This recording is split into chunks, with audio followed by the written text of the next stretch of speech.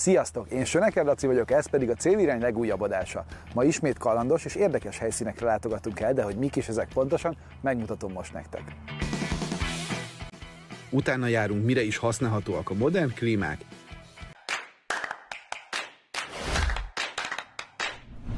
Régi beidegződés, hogy a klímákkal való hűtés-fűtés nem túlzottan energiahatékony dolog. Viszont ma már egyre többen használják fűtésre is, hogy miért, arról most Zoltánt kérdezem.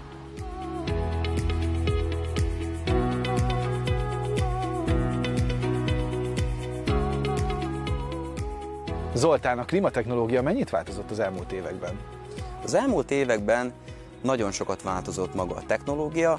Ha visszanézünk egy pár évet, akkor még a klímaberendezéseket a felhasználók arra használták, arra vásárolták, hogy rövid időn belül hűtsük le a belső környezetünket. Most már több szempont van, amit a felhasználók néznek. Mik ezek a szempontok pontosan? Az egyik fő szempont a klímaberendezés megválasztásánál, hogy mi az energiahatékonysága. Az emberek egyre többen kérdezik és teszik fel a kérdést, hogy mennyit fogyaszt ez a berendezés, mennyi lesz a villanyszámlám, egyebek. Tehát nagyon fontos, hogy egy berendezés energiahatékony legyen. További nagyon fontos szempont egy klímaberendezésnél az egészségünkre gyakorolt hatása. A forgalmazók már törekednek arra, hogy egy készülék por, pollen, gombásodás, fertőzések elleni védelemmel legyenek ellátva. További tényezők az, hogy egy berendezés halk legyen, továbbá egy innovatív formavilággal rendelkezzen. Tehát, ha jól értem, akkor a belső dizájn is most már fontos eleme a klímáknak. Vannak különböző színárnyalatú berendezések, van, aki a fényes feketét szereti, valaki a matt színeket kedveli, egészen a fehértől az antracit színekig megtalálható már többféle klímaberendezés, találkoztam már megybordó metál színű berendezéssel is. Nagyon sokan a lakásoknak a dizájnjához választják meg saját berendezésüket. Miért fontos az emberek számára az, hogy csendes legyen egy készülék? Nyilván mindenkinek számottevő az, hogy egy berendezés halk legyen. Nekem 3 kisgyermekem van, nekem fő szempont volt az, hogy egy megfelelő berendezést válasszak, ami mellett otthon tölthetik nyugodtan a pihenési idejüket. Nagyon fontos az is, hogy sokan már otthon dolgoznak, otthon tevékenykednek, egy berendezés ne zavarja az otthoni munkájukat.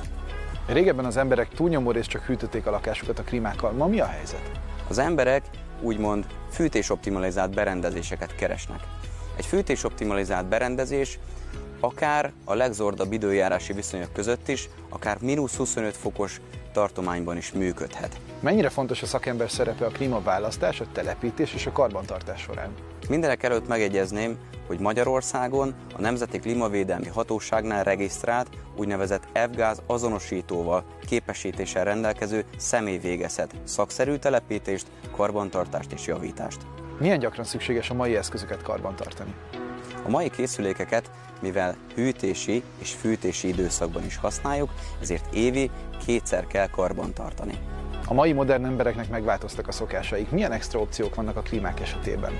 A klímakészülékek többsége már Wi-Fi modullal van ellátva.